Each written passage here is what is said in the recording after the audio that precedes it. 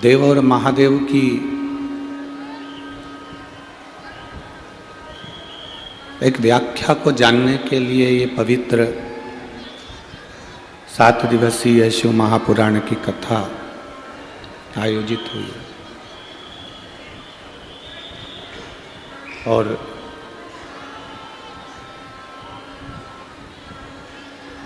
देव से महादेव तक की ये यात्रा जो संपूर्ण विश्व का कल्याण करने वाली है शिव पुराण की कथा एक हमारे जीवन के लक्ष्य को निश्चित करती है। कथा मंडप में विराजमान आपके क्षेत्र के ही सांसद महोदय एवं आमदार खासदार सभी अतिथिगण जो प्रभु कृपा से इस शिव महापुराण के इस कुंभ के मेले में साक्षी बने हैं।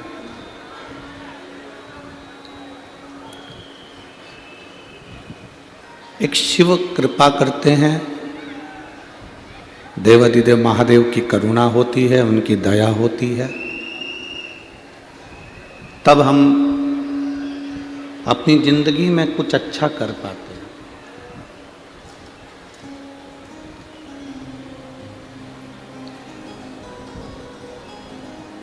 कल कथा में कहा था कि जिंदगी में जीवन में ऐसा कोई व्यक्ति नहीं जिसके जीवन में तकलीफ नहीं, कष्ट नहीं।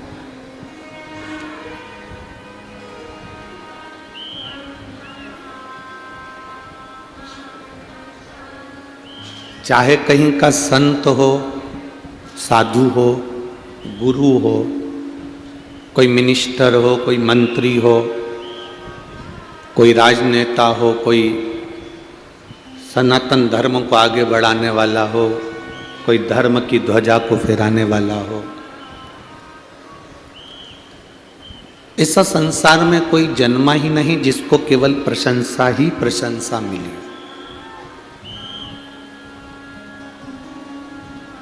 केवल प्रशंसा प्रशंसा मिली हो ऐसा कोई नहीं जन्मा। 10 अगर प्रशंसा करने वाले मिलेंगे तो उससे ज्यादा उसकी निंदा करने वाले मिलेंगे, उसके लिए अपशब्द कहने वाले मिलेंगे।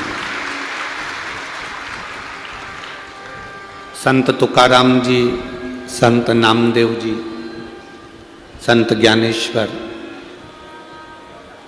संत मुक्ताबाई, रामकृष्ण परमहंस जी, चैतन्य महाप्रभु जी, ये सब जितने भी भारत की भूमि के संत हुए, साधु हुए और जिन्होंने इस राष्ट्र को आगे बढ़ाने का प्रयास किया, वो चाहे वो सत्ताधारी हो, नेता हो, अभिनेता हो, जो उनको भी जाने दो। आप अपनी भी सोचो। आप सोचो कि आपकी प्रशंसा आपकी बहू दिन रात करे तो बहुत मुश्किल है, एक आध बार वो निंदा करे भी कर रही नहीं सकती। आप सोचो कि आपकी सास आपकी हमेशा तारीफ ही तारीफ करे तो एक आध बार वो निंदा करे भी कर रही नहीं सकती।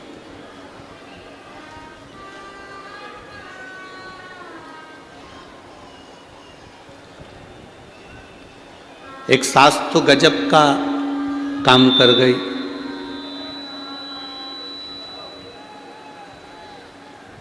एक सास ने तो पशुपति व्रत करा था भगवान का, उसने पत्र भी लिखा था नोएडा दिल्ली में, आप लोगों ने सुना होगा उस पत्र को। सास ने व्रत करा और व्रत करने पर सास ने भगवान से प्रार्थना करी कि प्रभु मैं आपका व्रत कर रही हूँ, कृपा करना। सबकी सास हैं, सबकी बहू है, सब सास अपनी अपनी बहू की निंदा करती है। मेरे घर में कोई बहू नहीं है, मैं किसकी निंदा करूं? मैं निंदा किसकी करूं? तो उसने पत्र में लिखा कि मैंने भगवान से कहा कि ऐसी कृपा कर दो कि मुझे भी एक बहू दे दो जिसकी मैं निंदा कर सकूं, जिसकी मैं निंदा कर सकूं, ऐसी बहू दे दो।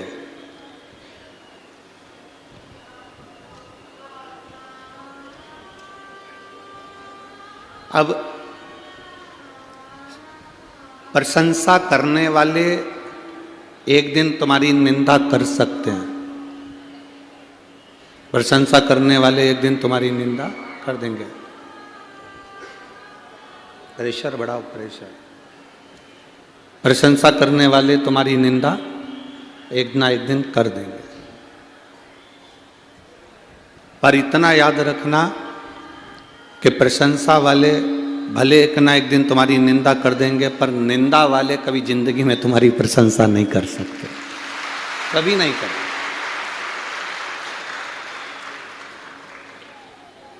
प्रशंसा वाले भले तुम्हारी निंदा एक ना एक दिन कर देंगे, वो बदल सकते, पर निंदा वाले कभी नहीं बदलेंगे। निंदा वाला निंदा करने पर आखिरी तक भी उसके प्राण छूटेंगे, तब तक भी वो निंदा ही करेगा। चुगली वाला चुगली ही करेगा, वो कभी तुम्हारी प्रशंसा नहीं कर सकता, वो तुम्हारी कभी बड़ाई नहीं कर सकता। आप उसको निकाल कर सोने का कोरा भी दे दोगे, हार भी पहना दोगे, शॉल भी उड़ा दोगे, कम्बल भी उड़ा दोगे, अच्छे कपड़े भी दिला दोगे, तो भी वो प्रशंसा नहीं करेगा, निंदा ही करेगा, निंदा। तो शिव महापुराण की कथा कहती है, एक बार माता पार्वती और देवाधिदेव महादेव भगवान शिव दोनों भ्रमण के लिए निकल कर जा रहे थे, दोनों घूमने के लिए जा रहे थे, दोनों चल दिए भ्रमण की ओर आगे बढ़ गए। भ्रमण करते करते एक जंगल के अंदर प्रवेश कर गए, भ्रमण करते करते एक वन में, एक जंगल में प्रवेश करे।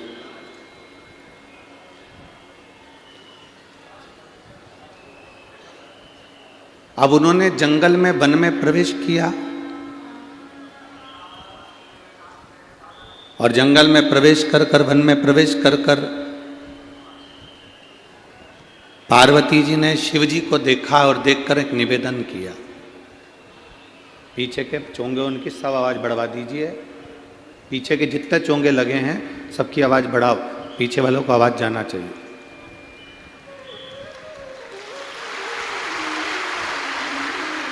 तो पार्वती जी ने और शिव जी ने भ्रमण करते करते वन में घूमते घूमते जंगल में प्रवेश किया, वन में प्रवेश किया।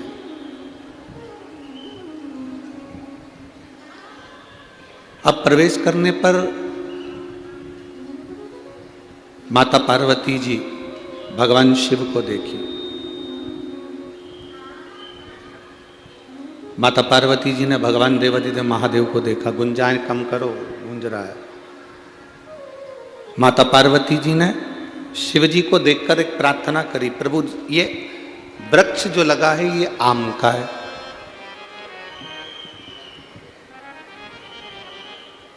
फिर पार्वती जी ने कहा ये वृक्ष जो लगा है ये अनार का है। पार्वती जी ने फिर कहा कि ये वृक्ष जो लगा है ये जाम का है।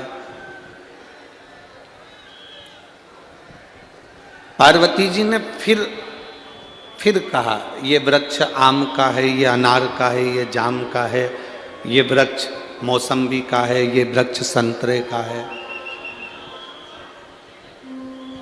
ये संतरे का वृक्ष है, ये मौसम्बी का वृक्ष है। ये पार्वती जी बोलती है।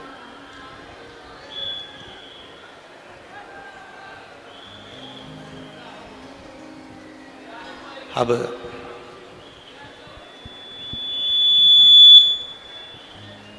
थोड़ी दूर चलने पर माता पार्वती जी को एक बमूल का वृक्ष मिला।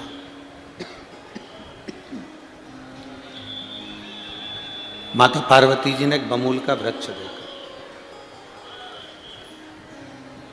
और माता पार्वती जी ने जब बमूल का वृक्ष देखा तो उस बमूल के वृक्ष को देखकर माता पार्वती जी स्तुब्ध हो गई। थोड़ी देर खड़ी रही।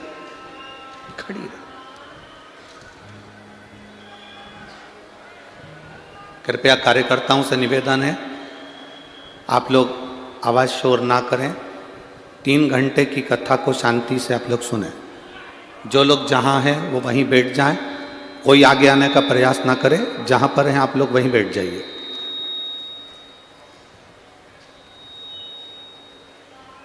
पार्वती जी ने थोड़ी देर बाद बमूल का वृक्ष देखा।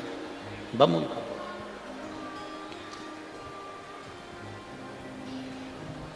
अब शिव जी ने आम का वृक्ष देखा, संतरे का वृक्ष देखा, शिव जी ने अनार का वृक्ष देखा, जाम का वृक्ष देखा, और पार्वती जी ने थोड़ी देर बाद बमूल का जो वृक्ष देखा, बमूल का वृक्ष।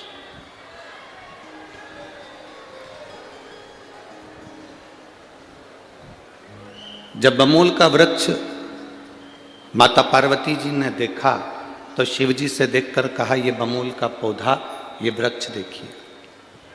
प्रभु, आम के वृक्ष में आम आता है, अनार के वृक्ष में अनार आता है, जाम के वृक्ष में जाम आता है, इमली के वृक्ष में इमली आती है। केवल एक ये बमूल का वृक्ष ऐसा है, इसमें कोई फल नहीं आता, इसमें कोई फल नहीं, इसमें कोई फल नहीं। केवल एक बमूल का वृक्ष ऐसा है कि जिसमें फल की कोई प्रतिभा नहीं दिखती, फल की कोई प्रतिभा नहीं। केवल एक वृक्ष यही ऐसा दिख रहा है जिसमें फल नहीं दिख रहा, फल न जाना।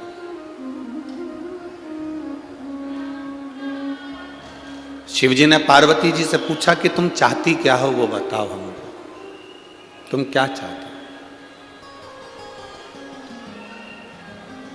आप चाहती क्या हो वो हमें बताओ, क्या चाहते हो? देवादिदेव महादेव ने कहा, बोलो पार्वती आप क्या चाहती हो? पार्वती जी ने कहा, बस मैं इतना चाहती हूं कि जैसे आम के वृक्ष में आम आते हैं तो आम को लोग सम्मान देते हैं, जाम के वृक्ष में जाम आते हैं तो लोग जाम के वृक्ष को सम्मान देते हैं, इमली के वृक्ष में इमली आती है तो इमली को सम्मान देते हैं, संतरे के वृक्ष में संतरा आता है तो संतरे को सम्मान देते हैं। कम से कम इस बमूल के वृक्ष में भी कोई फल आता तो कम से कम इसको भी तो कोई सम्मान मिलता। बहुत ध्यान से सुनना इस प्रसंग को कि देव और महादेव में क्या अंतर है। देव और महादेव में क्या अंतर है, इस प्रसंग को थोड़ा सा ध्यान लगाकर सुनिएगा, बहुत ध्यान लगाकर। बहुत दूर दूर से आप लोग आते हो, 100-100, 200, 500 रुपये खर्च कर कर आते हो, दिन भर इंतजार करते हो कथा का, धूप भी नहीं देखते, उस धूप में भी बैठे रहते हो, तो कथा को 1 सेकंड की भी चूकने मत दो, दिल से सुनकर बाबा से प्रार्थना करके जाओ। 1 सेकंड की भी नहीं, 1 सेकंड की भी वो कथा ना आ जाए। कोई आपको अगर कष्ट दे रहा है, बीच बीच में बार बार उठ रहे हैं, जा रहे हैं, आ रहे हैं, तो उनके पांव पड़ कर कह दो, तू बैठ जा, हमको कथा सुन लेने दे, बहुत दूर से आए हैं, तेरा क्या है, तू तो मंडराता रहेगा, आता रहेगा, जाता रहेगा, हमको कथा का रास्ता। देव और महादेव में अंतर कितना है, देव और महादेव क्या कर सकते हैं, वो समझने वाला विषय है। आम के पेड़ में आम लगा इसलिए सम्मान दिया, मौसम्बी के पेड़ में मौसम्बी लगी इसलिए सम्मान मिला, अनार के पेड़ में अनार लगा इसलिए सम्मान मिला, जाम के पेड़ में जाम लगा इसलिए सम्मान मिला, इमली के पेड़ में इमली लगी इसलिए सम्मान मिला। पर ये बमूल का पेड़ जिसमें कांटे ही कांटे हैं और कोई फल नहीं है, कोई फल नहीं, ये बमूल का पेड़, इसको तो कोई सम्मान देता ही नहीं। क्या चाहती हो पार्वती? पार्वती जी कहती हैं, क्या बमूल को भी सम्मान मिल सकता? क्या बमूल को भी आदर मिल सकता? ये तो कांटे में सराबोर है, कांटों में सना हुआ है, कांटों में रमा हुआ है, क्या इसको आदर मिल जाएगा, सम्मान मिल जाएगा? शिव जी ने कहा, पार्वती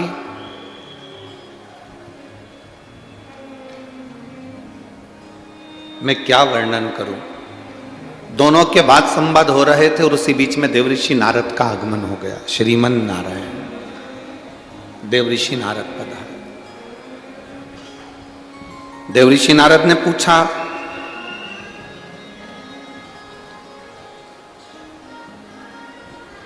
आज देवी और देव में क्या बात हो रही है? पार्वती जी ने कहा कि मैं आम के वृक्ष की बात कर रही थी कि आम को आम के कारण वृक्ष का सम्मान होता है, अनार के कारण अनार का सम्मान, वृक्ष का सम्मान होता है, इमली के कारण इमली के वृक्ष का सम्मान होता है। ये बमूल में कोई फल नहीं है। क्या इस बमूल का भी कोई सम्मान हो सकता है? देवऋषि नारद ने कहा, मां, देवी, माता, अगर बंजर भूमि पर भी कोई फूल खिला सकता है, जिसको दुनिया पत्थर मारती हो उसको भी अगर कोई पुजवा सकता है, बंजर भूमि पर भी अगर कोई फूल खिला सकता है, कोई जिसको दुनिया पत्थर मारती हो उसको भी अगर कोई पुजवा सकता है, घोड़े पर भी अगर कोई महल बनवा सकता है, तो वो केवल एक है। नारद जी कहते हैं वो देव अधिदेव महादेव है, उसके सिवा कोई नहीं। शिव कर सकते हैं। शंकर भगवान ने देवऋषि नारद से कहा, नारद तुम कैसी बात करते हो? बमूल के वृक्ष में कोई फल लगेगा क्या? और उस फल को कोई खाएगा क्या? नारद जी कहते हैं, मैं नहीं जानता प्रभु, पर माता चाहती है कि बमूल के वृक्ष को भी आदर मिले, सम्मान मिले, उसके लिए कुछ तो तुम्हें करना पड़ेगा। शिव जी ने कहा, ठीक है देवऋषि नारद, सुनो, आम सीजन में आता है, अनार सीजन में आता है, इमली सीजन में आती है। मैं बमूल के वृक्ष पर मधुमक्खी का छत्ता लगा देता हूं, जिसमें शहद 12 महीने रह सकता है।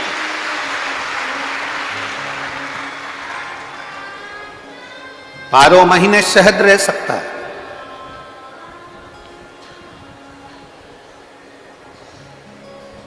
और वो शहद जो फल की कीमत है उससे दुगना महंगा वो शहद की कीमत रहेगी। बंजर में भी फूल खिलाने का सामर्थ्य मेरे देवाधिदेव महादेव में है।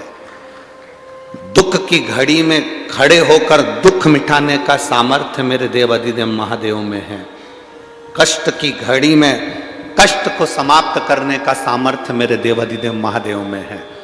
और वो सामर्थ्य जितना देवाधिदेव महादेव में है, वो सामर्थ्य देवाधिदेव महादेव ने आपके एक लोटे जल में दे रखा है कि जल चढ़ाते से तुम्हारा दुख समाप्त हो सकता है। जल चढ़ाते ही तुम्हारा वो दुख मिट सकता है। एक पत्र आया है, बहन जी ने दिया है।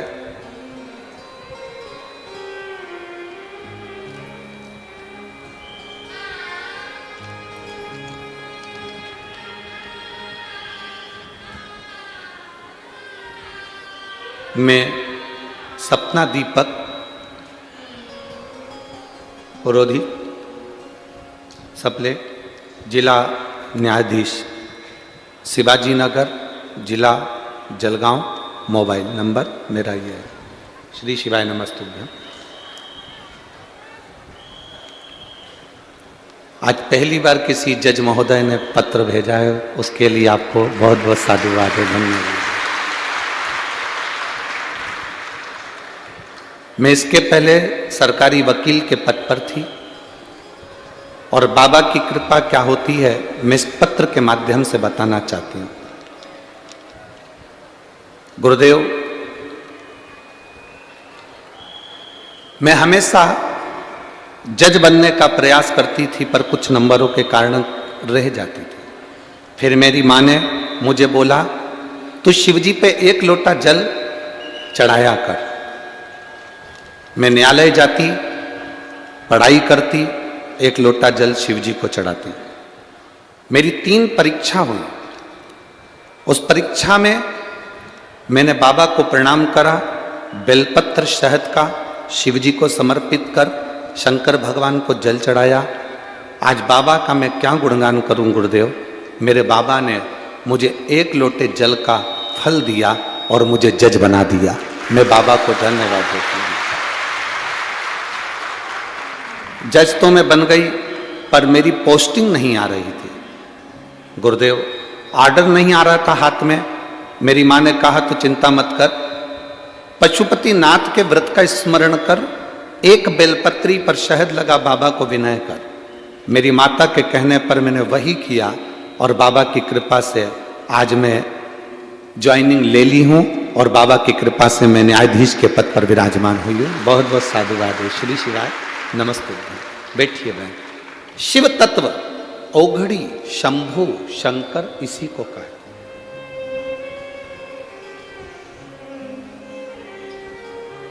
दुनिया के लोग भले हंसे, पर आपका विश्वास अगर पक्का है, दृढ़ है, तो मेरा बाबा आपके साथ में कदम से कदम मिलाकर चल रहा है और वह आपका कार्य कर रहा है।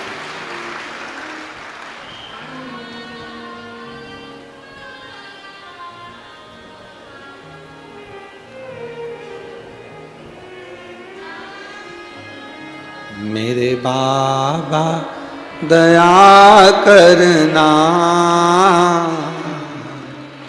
मैं तेरे भरोसे,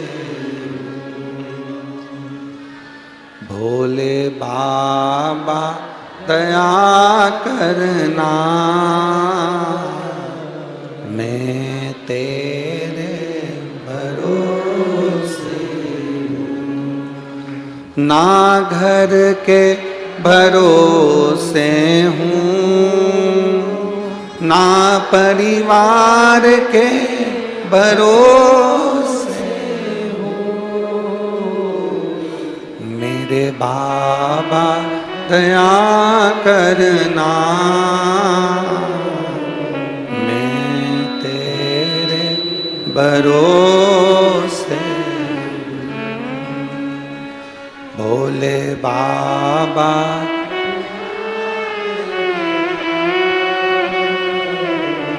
मैं तेरे भरोसे।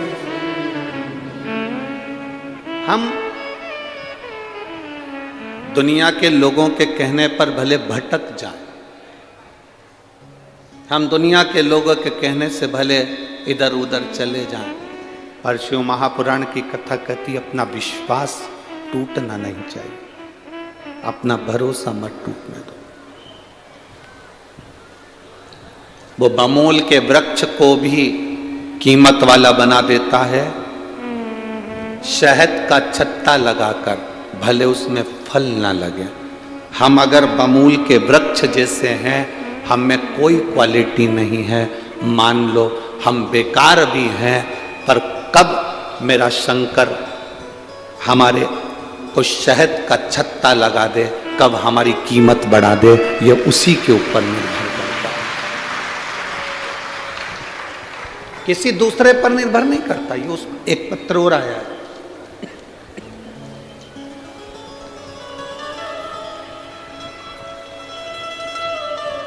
मेरा नाम सो रत्ना लक्ष्मण झावरे, मुकाम पोस्ट फेजपुर, तहसील यावल, जिला जलगांव। कहीं बैठे हो तो हाथ हिला सकते हैं, अगर कहीं बैठे हो। मेरा मोबाइल नंबर ये है। मेरा नाम सो रत्ना लक्ष्मण झावरे, मुकाम पोस्ट फेजपुर, तहसील यावल, जिला जलगांव। मोबाइल नंबर मेरा ये है। गुरुजी, मेरे जैसे गरीब पर मेरे बाबा ने कितनी कृपा करी, मैं क्या वर्णन करूं।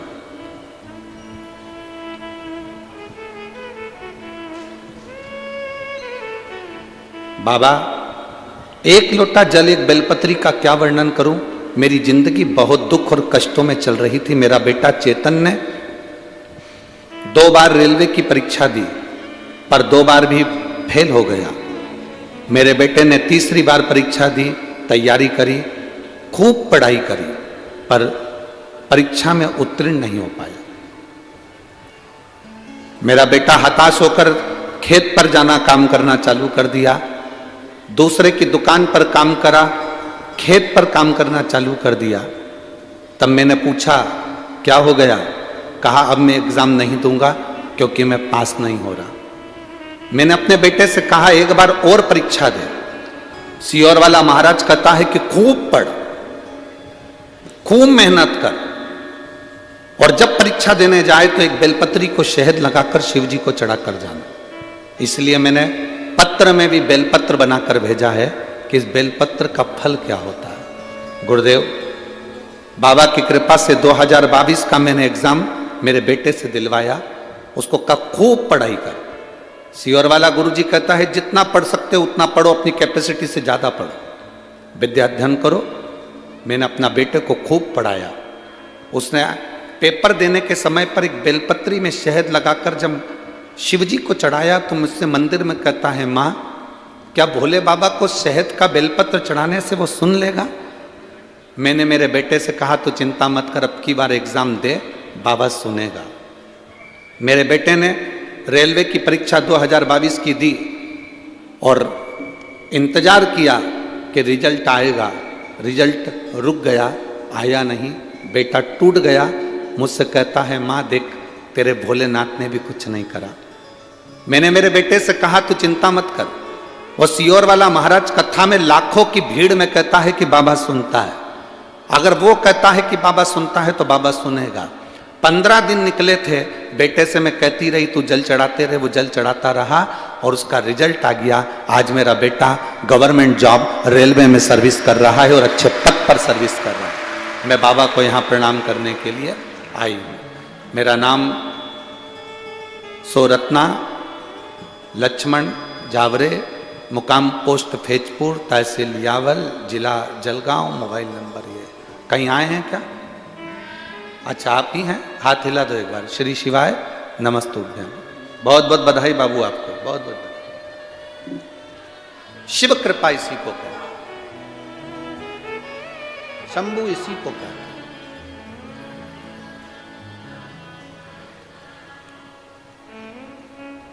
भरोसा शिव पर करा तो वो टूटेगा नहीं, ये निश्चित है। हमने आपको एक बार पहले भी कहा कि भरोसा हर किसी पर मत करना। घर के लोगों पर भरोसा करोगे एक बार टूटेगा, रिश्तेदारों पर भरोसा करोगे एक बार टूटेगा, परिवार पर भरोसा करोगे एक बार टूटेगा, कुटुंब कबीले में भरोसा करोगे एक बार टूटेगा, आसपास वालों पर भरोसा करोगे एक बार टूटेगा, पर मेरे शंभू पर किया गया भरोसा कभी जिंदगी में नहीं टूटेगा। वो नहीं टूट सकता, वो टूटेगा ही नहीं। बोल बम का नारा है, जम के बोलो जरा, बोल बम का नारा है, बाबा एक सहारा। ये भरोसे का शब्द है, मतलब हम बाबा के सहारे जी रहे हैं, हम बाबा के भरोसे जी रहे हैं।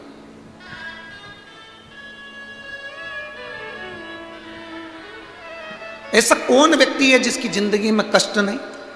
ऐसा कौन व्यक्ति है जिसको कभी निंदा नहीं मिली? ऐसा कौन व्यक्ति है जिसके ऊपर कभी उंगली नहीं उठाई गई?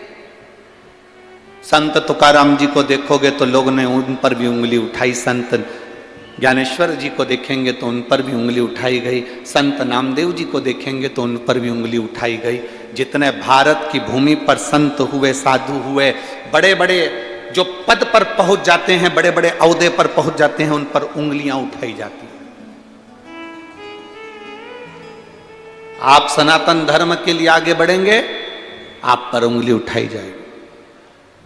कोई बड़े पद पर बैठकर कोई मंत्री, कोई संतरी, कोई कलंतरी, कोई आमदार, कोई खासदार, कोई महापौर, कोई नगर पालिका का अध्यक्ष हो, महापौर हो, अगर वो कोई शब्द कह दे कि सारी समस्या का हल एक लोटा जल है, या भगवान की भक्ति करो, या सनातन धर्म की बात कह दे, तो बहुत सारे लोग ऐसे हो जाते हैं जो उनके कमेंट्स करना चालू कर देते हैं, उनके पाँव खींचना चालू कर देते हैं। तुम क्या इस बात को पक्ष लेते हो? क्या तुम इस बात को जानते हो? तुम तो उनका पक्ष ले रहे हो, तुम तो ऐसा कर रहे हो। एक बात अपनी जिंदगी में याद रखना, झूठी पत्तल का भोजन कर लेना, भूखे मर जाना, पर अपने सनातन धर्म को छोड़कर दूसरे धर्म में मत जाना।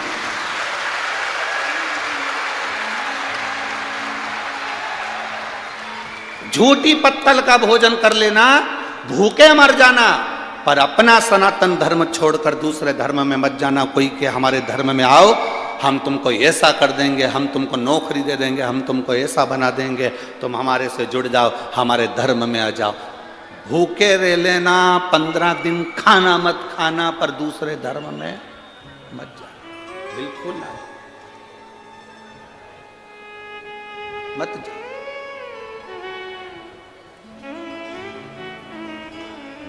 बड़ी मुश्किल से हमारा जन्म भारत की भूमि पर होता है, बड़ी मुश्किल से ये मनुष्य का शरीर मिलता है, और बड़ी मुश्किल से शंकर को चढ़ाने के लिए एक लोटा जल मिलता है। इसको छोड़कर कैसे जाएं? कैसे? अपने धर्म को छोड़कर हम दूसरा धर्म कैसे अपनाएं?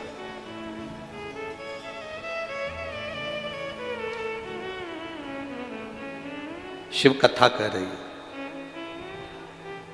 वो शिव है, हार नहीं देता। राजा विक्रमादित्य का आपने चरित्र सुना होगा, जो शंकर का परम उपासक था, देवी का परम उपासक था।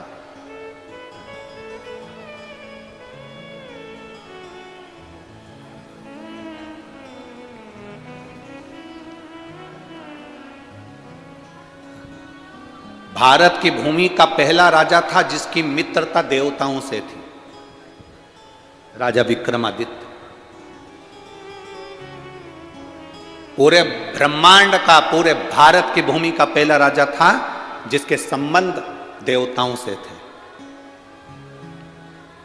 उसके संबंध देवताओं से क्यों थे? किस लिए? क्योंकि राजा विक्रमादित्य प्रतिदिन शिव जी की आराधना करता था और माता रानी की आराधना करता था। पार्वती जी की भी आराधना कर रहा और शिव की भी आराधना कर रहा। जो शिव और शक्ति इन दोनों की आराधना में लग जाता है,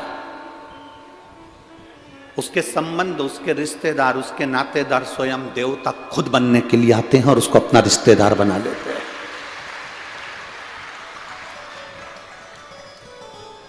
आप इतने लाखों में लोग, लाखों में शिव भक्त यहां कथा सुनने के लिए आए हैं, पंडालों में कहीं जगह नहीं है, गाड़ियों के ऊपर लोग चढ़े हुए हैं, रोडों पर लोग बैठे हुए हैं। जो दिन का नज़ारा है ऐसा कैसे ही रात का भी नज़ारा रहता है? ऐसा कैसे? यहाँ कोई किसी का रिश्तेदार नहीं है, कोई किसी का नातेदार नहीं है, कोई किसी का पहचान वाला नहीं है, पर जो 5 दिन कथा के पंडाल में रहता है, 7 दिन कथा के पंडाल में रहता है, उसकी पहचान इतनी हो जाती है कि घर के रिश्तेदार फीके पड़ते हैं और यहाँ के रिश्तेदार प्रबल हो जाते हैं। घर के रिश्तेदार फीके पड़ जाते हैं और यहाँ के रिश्तेदार प्रबल हो जाते हैं।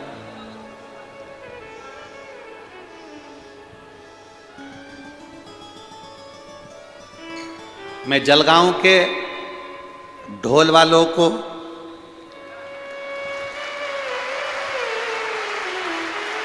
नगाड़े वालों को, डीजे वालों को, मैं जलगांव के बैंड बाजे वालों को और यहाँ के आसपास के गांव की ढोलक पेटी की मंडलियों को यहाँ से नमन करता हूँ, दंडवत करता हूँ। नमन। क्या दुनिया में किसी की शादी होगी ऐसा उत्सव रात्रि को देखने को मिलता है जब चारों तरफ डीजे और ढोल और बैंड और भजन और श्री शिवाय नमस्तुभ्यम लब नाच रहे, गा रहे, आनंद कर रहे, एंजॉय कर रहे। धन्यवाद। और उस बीच में लोडिंग में छोटे छोटे जो लोडिंग होते हैं, छोटे छोटे जो ट्रक जैसे होते हैं लोडिंग गाड़ियाँ, उसमें भरा भरा कर सामान, कोई चाय बना रहा, कोई दूध केसर का, कोई आइसक्रीम, कोई कुछ उस बीच में भरा भरा कर चारों तरफ कहीं कुछ बट रहा, कहीं कुछ बट रहा, ऐसा लग रहा जैसे बाराती आया। और जो जलगांव का व्यक्ति ये नजारा देख नहीं पाया, समझ लेना उसकी किस्मत ही बेकार थी, वो नहीं पहुंचा। किस्मत में वो 1000 बार जन्म ले लेगा तो नहीं देख पाएगा। इस जलगांव का कितना बड़ा सेठ होकर वो ये नजारा नहीं देखा तो बेकार। बेकार।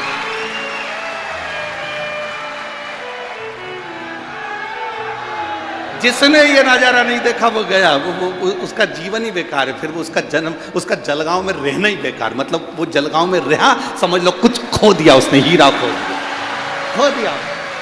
ये नजारा नहीं देख पाया।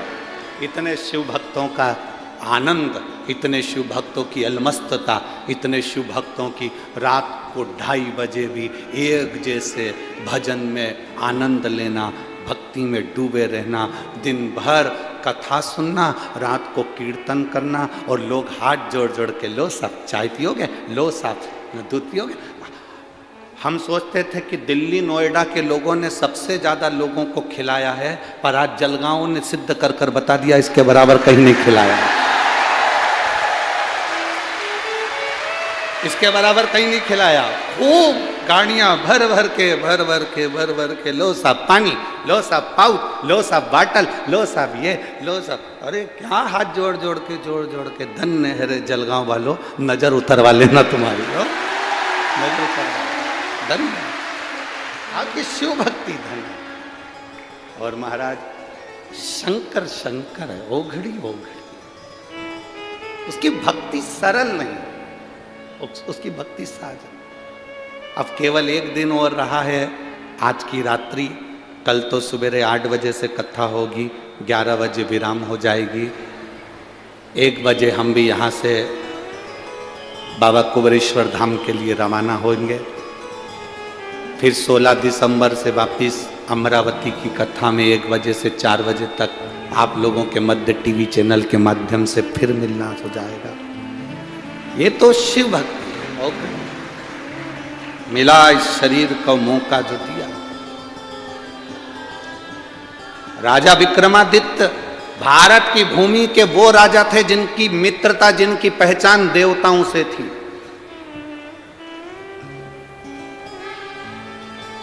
उनकी पहचान कराने वाला कोई दूसरा नहीं था, देव अधिदेव महादेव थे। जो शंकर जी की भक्ति करता है उसकी पहचान दुनिया में हो जाती है, दुनिया में।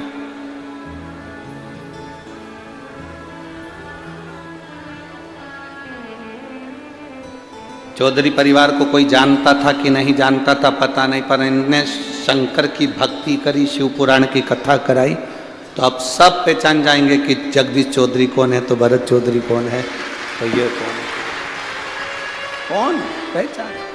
शिव की आराधना करने वाला, शंकर का गुणगान करने वाले को कभी कहीं नहीं जाना पड़ता। उसकी खुद आनंदता, उसकी मित्रता देवताओं से हो ही जाती है, उसका संबंध देवताओं से हो जाता है। और जितने यहां बैठे हो पंडाल में, जितने पंडाल के बाहर बैठे हो, जो गाड़ियों पर बैठे हैं, जो आस्था चैनल पर कथा सुन रहे हैं, फेसबुक यूट्यूब पर कथा सुन रहे हैं, जो मोबाइल पर कथा सुन रहे हैं, उनसे निवेदन करूंगा कि आप शंकर की कथा में मन लगाए हो। आप चिंता मत करना, आपकी भी पहचान स्वयं देव अधिदेव महादेव से है। आपका रिश्तेदार प्रबल है, आपका रिश्तेदार प्रबल है, वो शिव है, वो ओघड़ी शंभु है।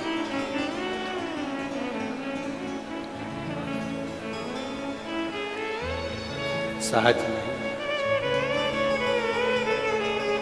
शिव महापुराण की कथा कहती है, राजा विक्रमादित्य को इंद्र ने निमंत्रण दिया। अब देखिएगा जरा, शिव तत्व को जानिएगा। राजा विक्रमादित्य को इंद्र ने निमंत्रण दिया, और राजा विक्रमादित्य को इंद्र ने निमंत्रण देकर कहा कि आप पधारिए। राजा विक्रमादित्य समझ नहीं पाए कि आखिर इंद्र कौन सी चाल चलने वाला, पर विक्रमादित्य का नियम था, शंकर भगवान को 1 लोटा जल चढ़ाकर अशोक सुंदरी के स्थान पर स्पर्श कर कर भगवान के चढ़े हुए जल को अपने वक्ष स्थल पर लगाकर विक्रमादित्य चला जाता था। राजा विक्रमादित्य चले जाता था। चले राजा विक्रमादित्य, इंद्र लोक में पहुंचे। इंद्र अपने सिंहासन पर बैठा हुआ। इंद्र ने राजा विक्रमादित्य को इसलिए बुलवाया था क्योंकि पूरे देवलोक में राजा विक्रमादित्य की चर्चा हो रही थी। जिस व्यक्ति की बहुत चर्चा होती है ना, उससे मिलने का मन करता है कि एक बार मिलें तो सही, आखिर है क्या।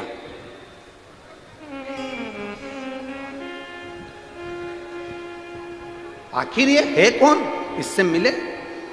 एक पत्र आया है, इस पत्र में एक लड़के ने लिखा, देखिए।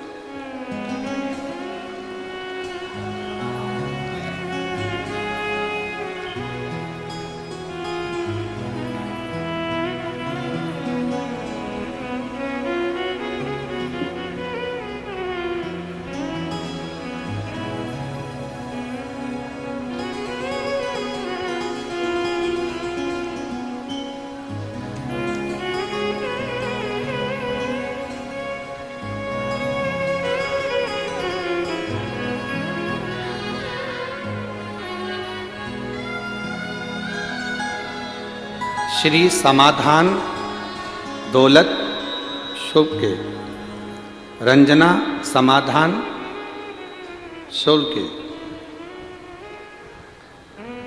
रहवासी देव पिपरी, तहसील जामनेर, जिला जलगांव।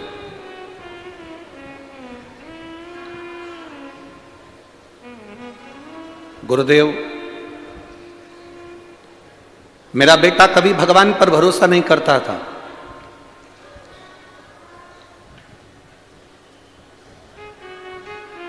मेरे बेटे ने मुझसे शर्त लगाई, कहीं बैठे हो तो हाथ हिला सकते हैं। मां, 19 वर्ष की मेरी आयु है, क्या मेरी 19 वर्ष की आयु में क्या मेरी सरकारी नौकरी लग सकती है? अगर तू महादेव का पूजन करती है तो मैं भी एक लोटा जल चढ़ाना चालू करता हूं और देखता हूं महादेव क्या मेरी नौकरी लगा सकते हैं। मैं गुरुदेव, मेरे बेटे ने एक लोटा जल केवल मुझसे कंपटीशन करने के लिए और आपके वचन को जानकर जल चढ़ाना प्रारंभ करा और मैं बाबा को यहां धन्यवाद देने के लिए आई हूं। गुरुदेव, बाबा बाबा है। उसने सुना मेरा बेटा 19 साल की आयु में गवर्नमेंट की आर्मी की नौकरी में चला गया और उसकी नौकरी चालू है। यह शिव तत्व है। ओ घड़ी शंभु, जो बेटा कह रहा है, जो बेटा कह रहा है कि शिव 19 वर्ष की आयु में सरकारी नौकरी दे सकता है,